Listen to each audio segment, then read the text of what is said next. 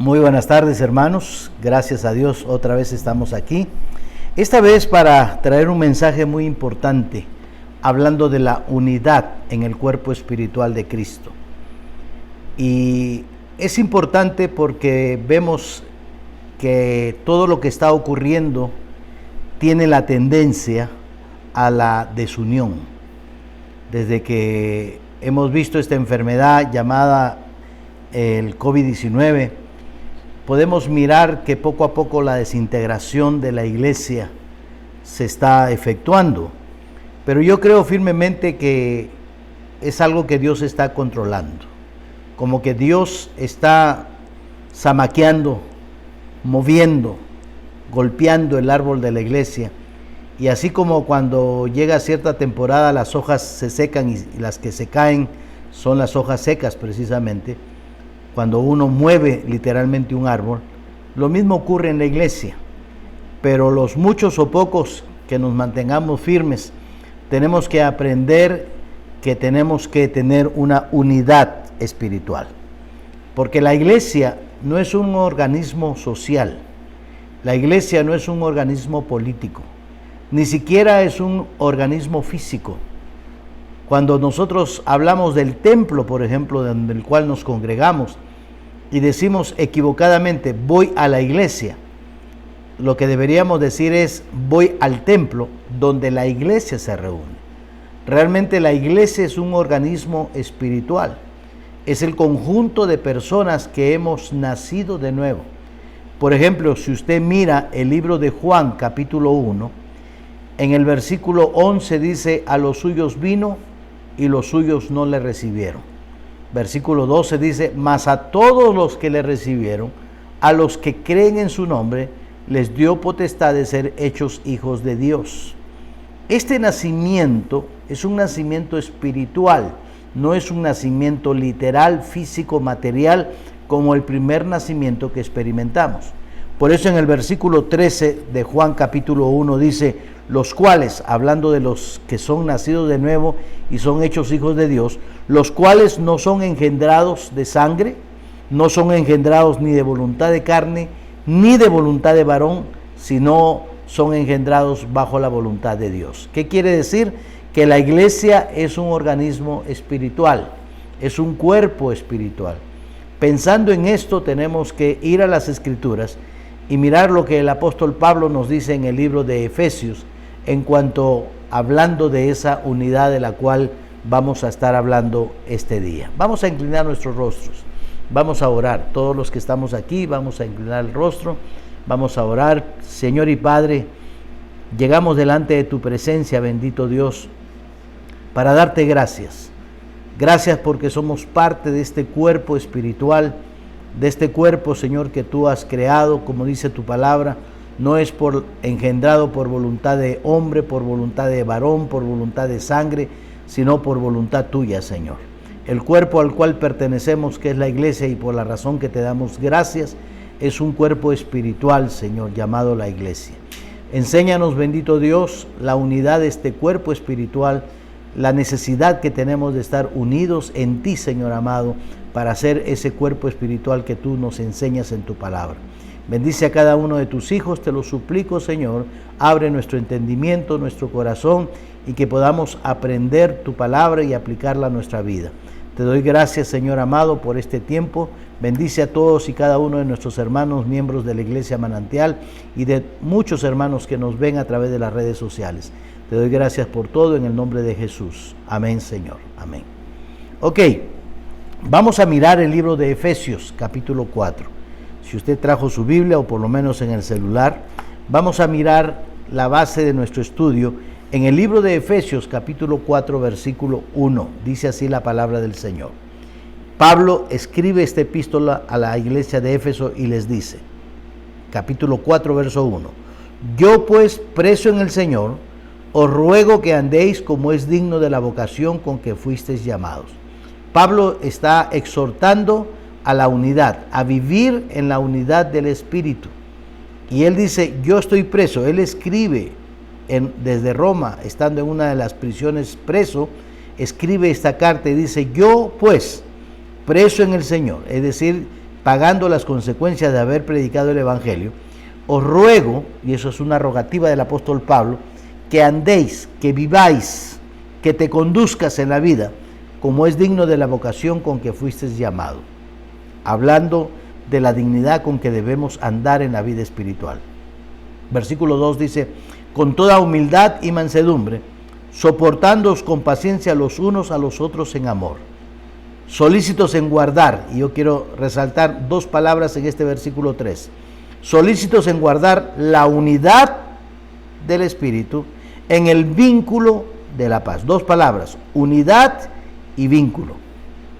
Un cuerpo, un espíritu, como fuisteis también llamados en una misma esperanza de vuestra vocación, un Señor, una fe, un bautismo, un Dios y Padre de todos, el cual es sobre todos y por todos y en todos. Si usted nota el versículo 3, estas dos palabras que yo le indiqué que resaltara, unidad y vínculo. Después que habla de la unidad, después que habla del vínculo que origina esa unidad, es el Espíritu Santo, a partir del versículo 4 al 6, 7 veces Pablo está hablando acerca de la unidad. Dice, un cuerpo, 1, un espíritu, 2, como fuisteis llamados también en una misma esperanza, 3, de vuestra vocación. Versículo 5, un Señor, 4, una fe, 5, un bautismo, 6, y en el versículo 6 dice, un Dios y Padre. 7 veces en estos 6 versículos del capítulo 4, Pablo está hablando de uno, está hablando de unidad. Es decir, que la exhortación de Pablo es que andemos en unidad. Y esta palabra que implica unidad, uno solo, después del versículo 3, entre el 4 y el 6, se menciona 7 veces. Es interesante la numerología en la Biblia. La numerología en la Biblia no es doctrina, pero son pequeños sellos que Dios nos deja para que podamos entender un poco más. El número 7 tiene que ver con la plenitud del Espíritu Santo, porque el vínculo de la paz es la unidad en el Espíritu y en el Señor, lo perfecto. Así que la exhortación de Pablo es que andemos en unidad. La iglesia manantial tiene que mantenerse en unidad. Donde quiera que usted esté, si es miembro de una iglesia, tiene que mantener esa unidad. Unidad con el cuerpo donde el Señor le ha puesto. Porque la base de la unidad se menciona aquí entre los versículos 4 al 6. Si usted mira la palabra del Señor, cuando dice aquí en el versículo 5, un Señor. El punto principal de esa unidad es el Señor. Dice, un solo Señor. Nosotros estamos bajo las órdenes de un solo Señor. Es decir, somos del mismo cuerpo, somos del mismo equipo ganador. No somos unos de otros diferentes, sino que somos todos de un solo Señor. Y ya que todos somos de un solo Señor, lo importante de la unidad es que el crecimiento viene desde ese mismo principio. Porque si Cristo es nuestro Señor, Él dará el crecimiento al cuerpo, porque el cuerpo llamado de la iglesia es del Señor Jesucristo, porque la Biblia dice que Él es el Señor. ¿Qué quiere decir? Si leemos este mismo libro de Efesios, en el capítulo 5, nos va a enseñar de que Cristo es la cabeza de este cuerpo, de este organismo espiritual. Como he dicho, no es algo material, no es algo social, no es algo político, no. Es un cuerpo espiritual, hablando de lo que dice la palabra del Señor. Y el propósito es darle crecimiento a este cuerpo. Recordemos nuestro primer nacimiento. Después que nacimos, siendo pequeñitos, y me gusta recordar cuando nací porque todo el mundo se acercaba a mi cuna y decía, qué bonito. Fue la primera vez que alguien me dijo que era bonito. Pero bueno, por eso hay que recordar ese tiempo, ¿verdad? Qué lindo, ¿no? Es que no hay bebé feo, ¿verdad? Y entonces hasta Marcelo, que me está escuchando, ¿no?, le dijeron en algún momento, qué bonito, ¿no? Y entonces, a partir de ese instante, ¿qué es lo que pasa? Comenzamos a crecer, ¿verdad? Algunos gordos, algunos altos, otros chaparros, otros delgados, pero comenzamos a crecer. Ese es un cuadro de lo que ocurre en nuestra vida espiritual. Comenzamos a crecer. Nos aferramos a nuestra mamá, que es la primera fuente de alimentación que recibimos, y después, poco a poco, vamos creciendo, vamos creciendo, vamos creciendo.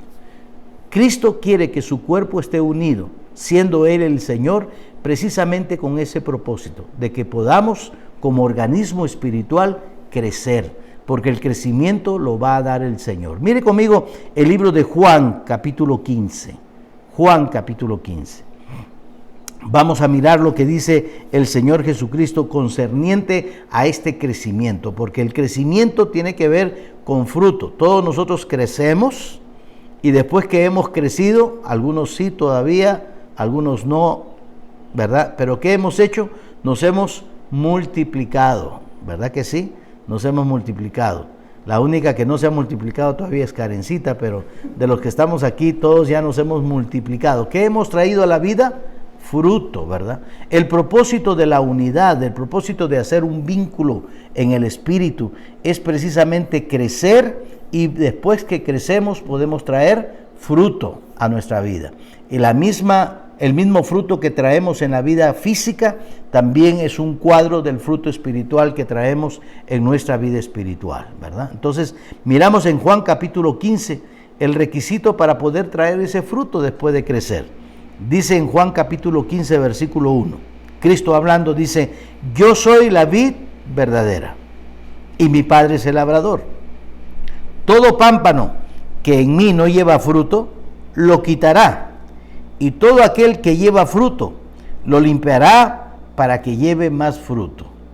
Después dice: ya vosotros estáis limpios por la palabra que os he hablado. Permaneced en mí y yo en vosotros. Como el pámpano no puede llevar fruto por sí mismo si no permanece en la vid, así tampoco si no permanecéis en mí, así tampoco vosotros, si no permanecéis en mí. Yo soy la vid, vosotros los pámpanos. El que permanece en mí y yo en él, éste lleva mucho fruto, porque separados de mí nada podéis hacer. Si tú notas estos primeros 5 versículos, el Señor dice en el versículo 2, para que llevemos fruto, y termina diciendo en el mismo versículo al final, para que lleve más fruto. Pero para poder llevar más fruto, en el versículo 2 dice: y todo aquel que lleva fruto, lo limpiará para que lleve más fruto. ¿Qué tenemos que hacer para poder llevar más fruto en este cuerpo espiritual en el que vivimos? Tenemos que vivir constantemente limpiando nuestras vidas. Si queremos mantener esa unidad en ese cuerpo espiritual cuya cabeza es el Señor Jesucristo, según Efesios capítulo 4, tenemos que limpiarnos constantemente. Y luego en el último versículo dice: yo soy la vid, en el versículo 5, vosotros los pámpanos, el que permanece en mí y yo en él, este lleva mucho fruto. ¿Notaste el proceso? Primero llevamos fruto, nos limpiamos, llevamos más fruto y después permanecemos con el Señor y llevamos mucho fruto. Fruto, más fruto, mucho fruto. ¿Qué quiere decir eso? Que precisamente andar en este cuerpo espiritual en unidad con el Señor, siendo Él la cabeza, nos da la posibilidad de llevar no solamente fruto, sino más fruto, y cada día mucho fruto para el Señor. El propósito por el cual el Señor nos exhorta a vivir esta vida en la unidad del cuerpo espiritual, que es la iglesia cuya cabeza es el Señor Jesucristo, es con el propósito de llevar fruto, de ganar muchas almas para el Señor. Esos son los frutos que necesitamos. Desde un principio de las Escrituras, Dios nos enseña acerca de esta unidad. Cuando miramos el libro de Génesis, vamos un ratito al libro de Génesis, para mirar la unidad de la cual estamos hablando. Y las 2 primeras personas que encontramos en el libro de Génesis, Adán y Eva. Y aunque usted no lo crea, pero puede revisar 1 Corintios capítulo 15, versículos claves para entender que Adán es un cuadro de Cristo, porque ahí en 1 Corintios capítulo 15, el apóstol Pablo habla acerca del primer Adán, en el cual todos morimos, y el postrer Adán, o segundo Adán, que es Cristo, en el cual todos somos vivificados. De tal manera que cuando hablamos de Adán, podemos mirar, por supuesto, antes del pecado, claro que sí, que es un cuadro del Señor Jesucristo. Miremos Génesis capítulo 2 y veamos desde el principio Dios tenía este plan de la unidad ¿ok? De que tenemos que vivir en unidad, no podemos vivir segregados, no, tenemos que estar juntos, unidos. Génesis capítulo 2, verso 20. Y puso Adán nombre, ahí está Adán solito en el huerto. Todavía no aparecía Eva, qué bueno, ¿verdad? Para Adán, porque Eva lo trajo al pecado, pero no importa. Y entonces dice, puso Adán nombre a toda bestia y ave de los cielos y a todo ganado del campo, mas para Adán no se halló ayuda idónea para él. Estaba solo, estaba sin ayuda, ¿verdad? Y no se encontró una ayuda, y no era cualquier ayuda, era una ayuda adecuada. La palabra idónea significa la ayuda adecuada, la ayuda apropiada, la ayuda que calce exactamente a su carencia de ayuda, ¿no? Entonces, aquí lo que estamos mirando es que el plan del Señor, al ver la soledad de Adán, era hacerle una ayuda idónea. Y más adelante miramos cómo es que Él crea a Eva y la trae y se la presenta a Adán para que sea su ayuda idónea. Dios también tuvo un plan con Jesucristo. Jesucristo iba a venir al mundo como Adán. Jesucristo iba a necesitar ayuda. Qué interesante es saber que Jesucristo es Dios, por supuesto. Y como Dios que es, ¿necesita ayuda Dios? No. Pero en los planes perfectos de Dios y en su voluntad, Él estableció este plan de que Jesucristo iba a ser la cabeza de la iglesia y que iba a necesitar, así como Adán necesitó ayuda idónea, una esposa, una novia, una ayuda idónea, una ayuda adecuada para poder realizar el trabajo al cual vino al mundo. No es que Él no hubiera podido hacerlo solo, claro que no. Él es Dios y hay que dejar bien sentado eso. Lo que estamos diciendo es que en el plan perfecto de Dios, Él lo diseñó de esa manera. Cristo iba a establecerse aquí en el mundo, iba a establecer la iglesia, pero esa iglesia sería una ayuda idónea para Él, como el plan que Dios tenía con Adán y Eva. Entonces Jehová, dice la palabra, estoy en Génesis capítulo 2, versículo 20 hacia adelante. Entonces Jehová hizo caer sueño profundo sobre Adán. Y mientras éste dormía, y quiero subrayar la palabra sueño y dormía, tomó una de sus costillas y cerró la carne en su lugar. Tomó una de sus costillas, es decir, del costado de Adán. Y de la costilla que Jehová Dios tomó del hombre, hizo una mujer y la trajo al hombre. Dijo entonces Adán, esto es ahora hueso de mis huesos y carne de mi carne. Esta será llamada varona porque del varón fue tomada. Subraye, será llamada varona. Por tanto, dejará el hombre a su padre y a su madre, y aquí está la clave, y se unirá a su mujer y serán una sola carne. Esto del matrimonio es un cuadro perfecto del matrimonio entre Cristo y su iglesia. Si no, revise usted el libro de Efesios capítulo 5, a partir del versículo 23 hacia adelante, puede mirar este principio. Cristo es la cabeza, Cristo es el esposo, tiene relación con el matrimonio. Notamos que Eva iba a ser formada con un propósito. En el versículo 20 que miramos es que Dios la iba a crear para que sea, ¿qué dice? Ayuda idónea. El propósito de la iglesia y el propósito de que estemos unidos es que necesitamos esa unidad espiritual cuya cabeza es Cristo Jesús para poder ser una ayuda idónea para nuestro Señor. Este es el tiempo que la iglesia necesita estar unida para ser una ayuda idónea, una ayuda adecuada, una ayuda especial, una ayuda tremenda para el ministerio del Señor Jesucristo. Hermanos, si no estamos unidos y no formamos un solo cuerpo, no podemos ser una ayuda idónea. Es importante ser una ayuda idónea. Mire lo que dice en 1 Corintios capítulo 3 el apóstol Pablo. 1 Corintios capítulo 3, versículo 9. Nosotros, al igual que Eva, que es un cuadro de la iglesia, tenemos también que ser una ayuda, porque el propósito de crear a Eva, sacarla del costado de Adán, era para que fuera su ayuda idónea. El propósito de la iglesia por la cual Cristo dio su vida es para que seamos una ayuda idónea para Jesús, para su ministerio. Por eso necesitamos estar unidos, porque usted está llamado a ser una ayuda idónea para el Señor. Mire 1 Corintios capítulo 3, verso 9. Pablo dice, porque nosotros, hablando a la iglesia de Corinto, somos colaboradores de Dios, y vosotros sois labranza de Dios, edificio de Dios. Nosotros somos colaboradores, somos labranza, somos edificio. Tenemos que estar unidos para que juntos comencemos a ayudar a crecer este edificio, este cuerpo espiritual en el cual Dios nos ha puesto llamado su iglesia. Así como Eva iba a ser la ayuda idónea, usted y yo también necesitamos ser la ayuda idónea para el Señor. Recuerde, Cristo es Dios. Él no necesita ayuda de nadie, pero en su plan perfecto, así lo diseñó. Y para nosotros es un privilegio que, siendo lo peor de este mundo al cual Dios ha escogido, seamos involucrados en una obra perfecta como la obra del Señor. Por eso es que tenemos que hacer por agradecimiento, porque no merecemos de ninguna manera que hayamos sido escogidos para ser colaboradores de Dios.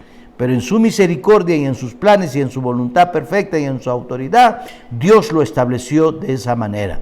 Porque muchas veces nos preguntamos, no, pero ¿cómo va a ser si nosotros, la Biblia dice, de lo ruin, de lo menospreciado, de lo necio de este mundo hemos sido escogidos? Sí, precisamente esa es la misericordia de Dios, ese es el plan de Dios y no podemos cuestionar el plan de Dios. Nota también que en el versículo 21 de Génesis capítulo 2, miramos que dice, hizo caer sueño profundo sobre Adán y les pedí que subrayaran. Y mientras éste dormía, hizo caer sueño profundo sobre Adán y mientras éste dormía.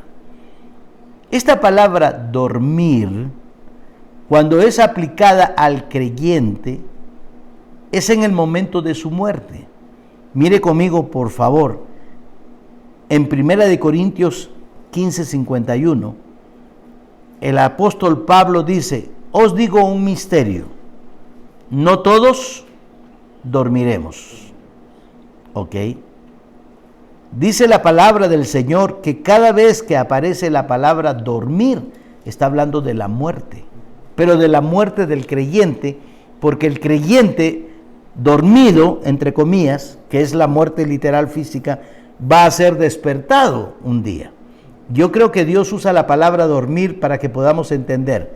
Si yo me acuesto en mi camita a dormir, hay alguien que puede venir y despertarme. Un ruido me puede despertar, una voz de trompeta me puede despertar. Esa es la idea, ¿no? Aunque está hablando de la muerte física. Pero como el creyente un día va a resucitar, y esa es la esperanza que tenemos, la Biblia usa la palabra dormir, ¿no? En 1 Tesalonicenses capítulo 4, verso 13, Pablo también habla de este acontecimiento en los hermanos que van a ser despertados en la resurrección de Cristo. En Juan capítulo 11, cuando el Señor Jesucristo le dan la indicación, la noticia de que Lázaro estaba enfermo, muy enfermo, y deja pasar los días, y en el capítulo 11, versículo 11, dice el mismo Señor Jesucristo, vamos a la aldea de Betania, porque mi amigo Lázaro duerme, y ¿qué dice? Voy pues a despertarle. Entonces, la palabra dormir significa un sueño profundo que es realmente la muerte. Entonces, regresando a Génesis capítulo 20, Génesis capítulo 2, versículo 21, dice, entonces Jehová Dios hizo caer sueño profundo sobre Adán, y mientras éste dormía, tomó de una de sus costillas y cerró la carne en su lugar. ¿Qué estaba pasando con Adán? Murió, durmió. Y mientras que él permanecía en este estado, Dios quitó de su costado una costilla y cerró la carne en su lugar. Qué interesante. Ya hemos establecido que esta frase, caer sueño profundo sobre Adán, es un cuadro de la muerte. ¿Qué quiere decir esto? Si Adán es un cuadro de Cristo, tenemos que recordar que Cristo murió para darle vida a su iglesia. Para que la iglesia tenga vida, Él tuvo que morir. En Juan 3:16 dice, porque de tal manera amó Dios al mundo, que ha dado a su Hijo unigénito, para que todo aquel que en Él cree no se pierda, mas tenga vida eterna. Él tuvo que morir para establecer la vida para la iglesia. Nota en el versículo 22 que dice que toma la costilla Jehová de su costado e hizo una mujer. Es decir, que la mujer es cuerpo de Adán.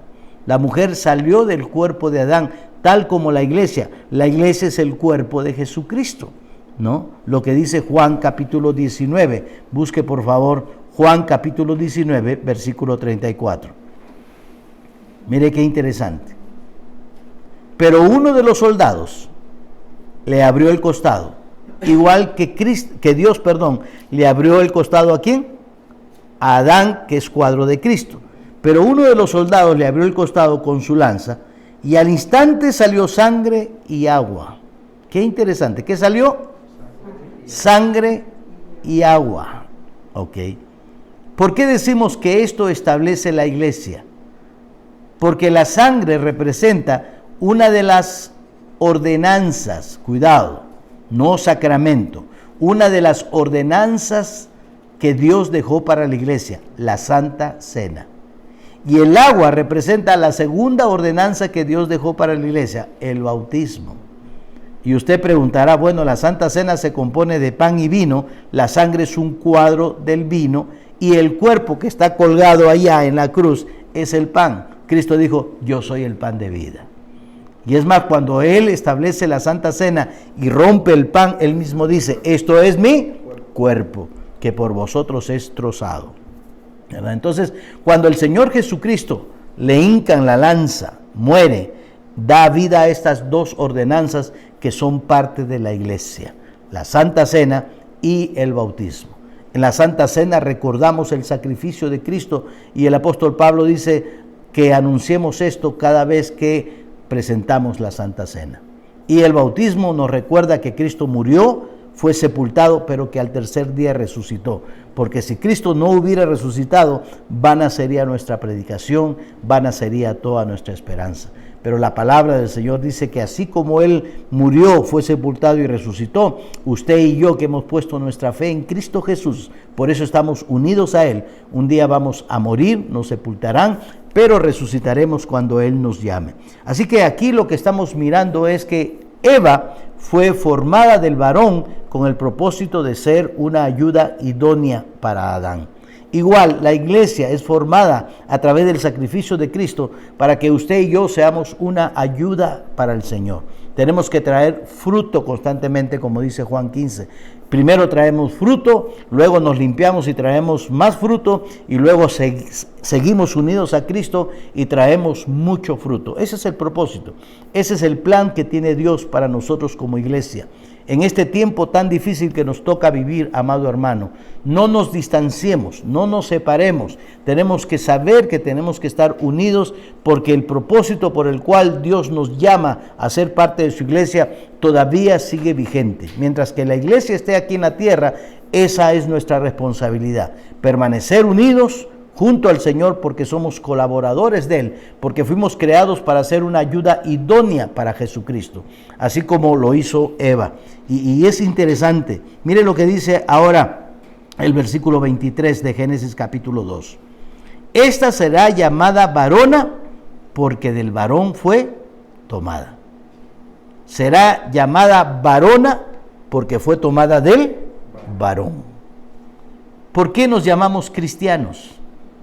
Porque fuimos tomados de Cristo, ¿verdad? Es interesante esta semblanza, porque mire lo que dice la palabra del Señor, que nosotros somos llamados cristianos porque Cristo nos tomó también a nosotros.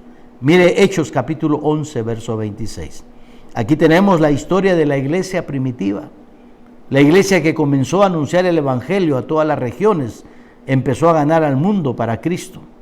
Y en Hechos 11:26 dice, y se congregaron ahí todo un año con la iglesia, y enseñaron a mucha gente.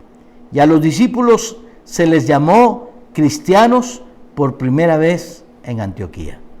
¿Cómo se les empezó a llamar? Cristianos. ¿Por qué? Porque la Biblia dice que ellos empezaron a enseñar. ¿Y qué enseñaban los discípulos? Las enseñanzas de Cristo. Ellos se identificaban como cristianos, fueron tomados para Cristo y por Cristo, y entonces el nombre que hoy usamos nosotros es porque así como Eva fue tomada del varón, y por eso se llama varona, nosotros somos tomados de Cristo, por eso nos llamamos cristianos. Y Pablo, en Efesios, capítulo 4, versículo 1 dice: por eso, yo preso en el Señor, os ruego que andéis como es digno de la vocación con que fuisteis llamados. ¿Quién nos llamó? Cristo. Por eso nos llamamos cristianos, y por eso tenemos que vivir conforme a este llamado y vivir dignamente. Es decir, que tenemos que poner en alto el nombre del Señor. Por eso es necesario andar unidos en este cuerpo espiritual, porque nuestra responsabilidad es poner en alto el nombre de Cristo, porque de Él fuimos tomados. Así como varona, porque fue tomado del varón, cristianos, porque somos tomados de Cristo, y por consiguiente tenemos que vivir a la altura de ese nombre, a la altura de ese título, a la altura de ese nombramiento. Somos cristianos porque fuimos tomados de Cristo. Qué hermosa enseñanza. Entonces, eso es lo que queremos mirar aquí. Luego dice el versículo 24 de Génesis capítulo 2: y se unirá a su mujer y serán una sola carne. Adán y Eva tenían que unirse y ser uno. Adán, un cuadro de Cristo; Eva, un cuadro de la iglesia. Tiene que estar unido uno con otro para ser ¿qué? Uno. Somos uno en Cristo. Por eso el apóstol Pablo aquí en Efesios capítulo 4 dice: un Señor, en el versículo 5. Un Señor, un cuerpo, unidad del Espíritu, el vínculo de la paz, un cuerpo, un espíritu, una misma esperanza, un Señor, una fe, un bautismo, un Dios y Padre. 7 veces esta palabra para que habla de unidad. ¿Por qué? Así como Adán y Eva se juntaron y son uno, así como cada esposo se junta con su esposa y son uno, se vuelven un solo cuerpo, ese es el principio de la unidad con Cristo. Adán y Eva se juntaron, como Cristo con su iglesia se juntaron para ser una sola carne. Cristo y su iglesia están unidos. Mire Gálatas capítulo 2, verso 20. Todos nosotros estamos unidos a Cristo. Pablo nos habla de esta verdad en Gálatas 2:20 y dice: con Cristo estoy unido, con Cristo estoy juntamente crucificado. Usa la palabra juntamente, que tiene que ver unido, pegado, juntado a Cristo. Ya no vivo yo. ¿Qué quiere decir? Que la vida que yo vivo me la transmite Cristo, de quien fui tomado, por eso soy cristiano. La vida de la mujer la vive, es una vida que le transmite Adán, porque de él fue tomado. Por eso él dice: eres hueso de mi hueso, carne de mi carne. Te voy a llamar varona, porque del varón fue tomado. El mismo principio. Con Cristo estoy juntamente unido, crucificado. Quiere decir que yo vivo la vida de Cristo en mi vida. Ya no vivo yo, mas vive Cristo en mí. ¿Qué está diciendo? Hemos hecho un solo cuerpo con Cristo. Y que ahora, lo que ahora vivo en la carne, lo vivo en la fe del Hijo de Dios, el cual me amó y se entregó a sí mismo por mí. Podemos mirar desde el principio esta unidad. Pero ¿qué ocurre? ¿Qué vemos en la historia de Adán y Eva? Muy bonita historia, ¿no? Desde que el Señor mira a Adán y dice: no hay ayuda idónea para él, le voy a hacer ayuda idónea. Lo hace dormir y de su costado extrae una costilla y forma una mujer. Una mujer para que sea ayuda idónea. Ese era el plan perfecto de Dios. Pero ¿qué ocurre? Siempre el enemigo está ahí latente. Es lo que ocurre hoy día. El plan de Dios para su iglesia es que sea una iglesia unida a la cabeza, que es Cristo Jesús. Por eso dice un Señor. La cabeza es un Señor, en el vínculo del Espíritu. Unidos. Pero el diablo viene a deshacer la obra que el Señor está haciendo. ¿Y qué va a hacer? Desunirnos. Y eso es lo que está ocurriendo no solo en nuestra iglesia, en muchas iglesias, y espero que cada hermano que nos esté escuchando entienda que somos parte de la iglesia Manantial, un cuerpo de Cristo unido, y la única cabeza que tenemos es Cristo Jesús. Y tenemos que estar juntos, tenemos que estar unidos, porque si desunimos, entonces estamos cumpliendo los propósitos del diablo.